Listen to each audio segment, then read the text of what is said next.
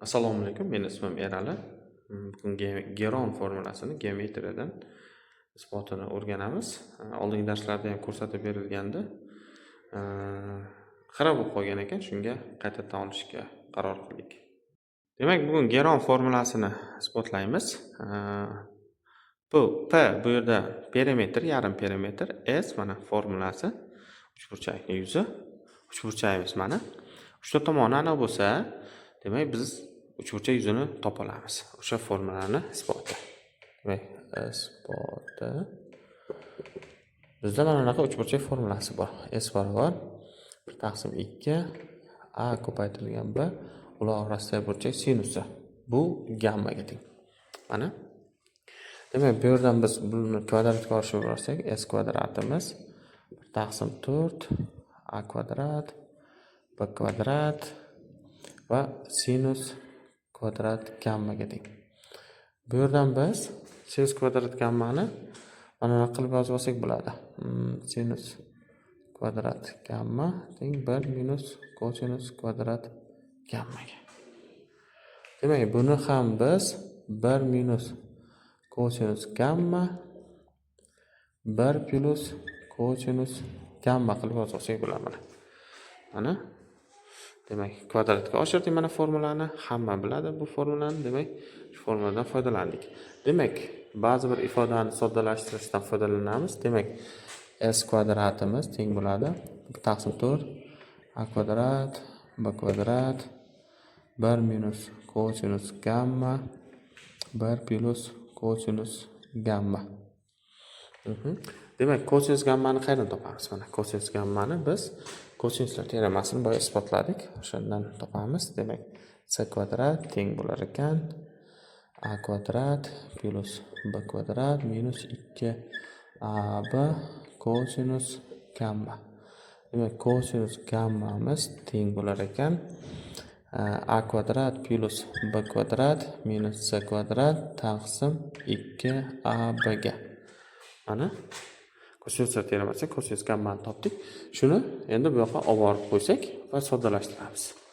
Demak, 1/4 a kvadrat b kvadrat ko'paytirilgan 1 minus a kvadrat plus b kvadrat minus c kvadrat taqsim 2ab. Bu endi 1 plus a kvadrat plus b kvadrat minus c kvadrat 2ab. Bunday qo'ydik. Xo'p, endi buni mana bunaqa qilib yozib olamiz. 1/4 a kvadrat b kvadrat.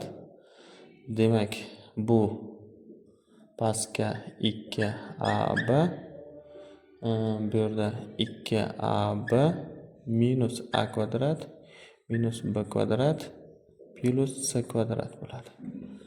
Ko'paytirilgan 2ab plus a kvadrat plus b kvadrat minus c kvadrat bo'ladi. Shu s kvadratga teng mana. Demak, keltiryapmiz.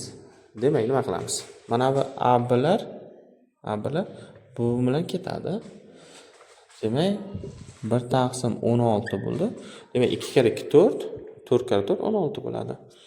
Demak, bu esa bundan biz minusni chiqarib yuborsak, a minus b ning kvadrati bo'ladi. Ya'ni bu c kvadrat minus a minus b ning kvadrati bo'ladi.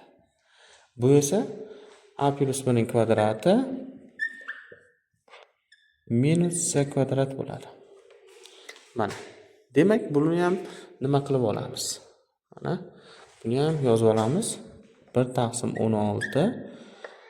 Demak, c minus a plus b c plus a minus b bu keyin a plus b minus c a plus b plus c shaklida bo'ladi.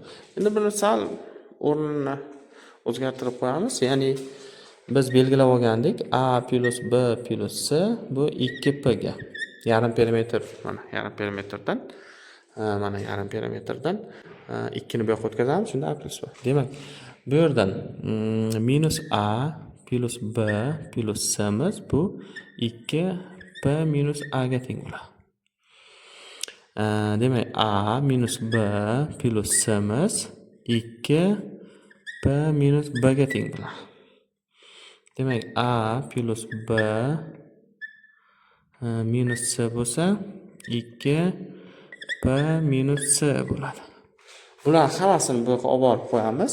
Shunda nima bo'ladi?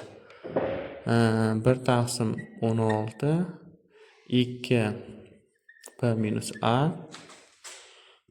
2p minus b 2p minus c va 2p degan keladi. Buni ham soddalashtirsak, bu demak 2lar 4 ta, 2 ning 4-inchisi 16. 16 bo'lingan 16. Buni p ko'paytirilgan p minus a, p minus b va p minus c ga keldi. Bu 16 lar qisqaradi. Demak, mana shu narsamiz s kvadratga teng edi.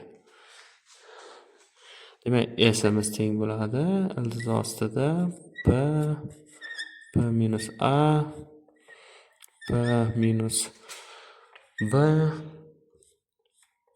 p minus c. Mana demak isbotlandi. Formula isbotlandi.